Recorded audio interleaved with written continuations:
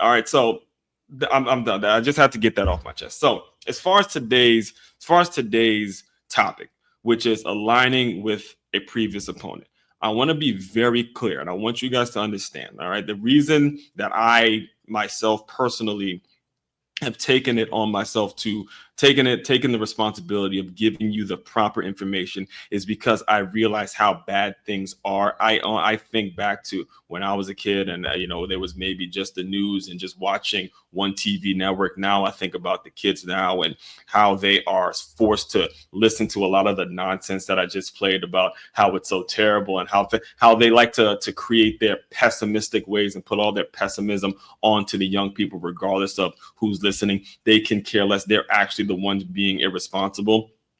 It is my obligation to give you the real truth about the situation. All right? What we saw this week between JD Vance and Donald Trump is a true testament of maturity, is a true testament of when you disagree with an individual. Number one, you can disagree. You're supposed to disagree. You're not supposed to align with everything somebody says.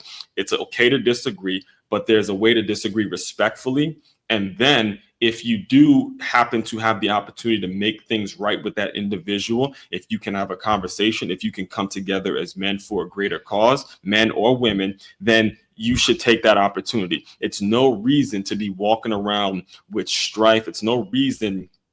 This world is life is too short, number one, and the world is too small, and it's shrinking more and more given our technology, given all the technology that we have.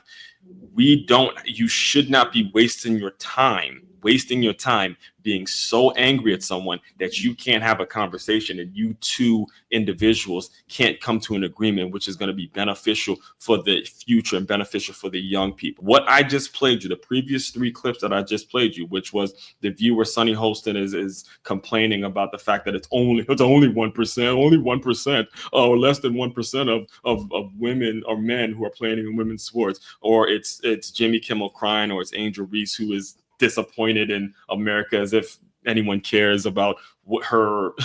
Anyway, if it's the previous clips that I played, then yes, we're going to have a divided country, and those people can't get out of their own bubble. They can't start thinking of what everyone is actually going through. Now, when you look at what JD Vance was on just a couple of years ago when he first put out his book, and he's on record saying he was an anti-Trumper. He was not someone who supported Trump whatsoever. In fact, I'll just play the clip and we'll get into today's topic. Trump guy. I'm a never Trump guy.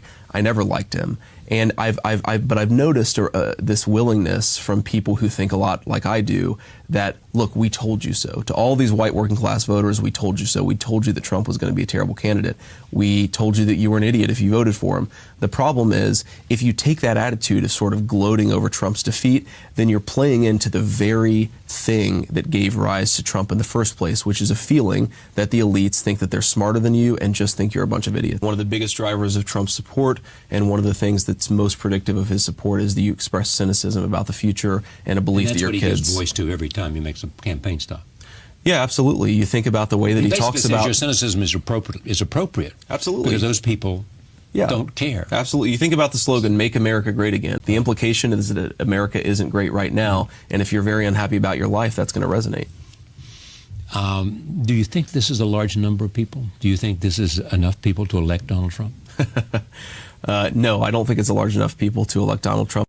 I think that this election is really having a negative effect, especially on the white working class, right? Because I think a lot of these grievances are legitimate, but what it's doing is it's giving people an excuse to point the finger at someone else. It's point the finger at Mexican immigrants or Chinese trade or the Democratic elites or whatever else. And sometimes these villains are legitimate. I think it's totally fair to say that the policy elites of the Democratic Party haven't been totally concerned about the white working class.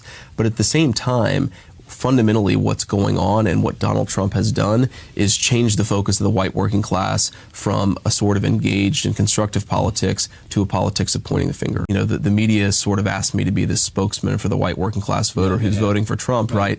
But as somebody who doesn't like Trump myself, I understand where Trump's voters come from, but I also don't like Trump himself, and that's made me realize that maybe I'm not quite part of either world totally.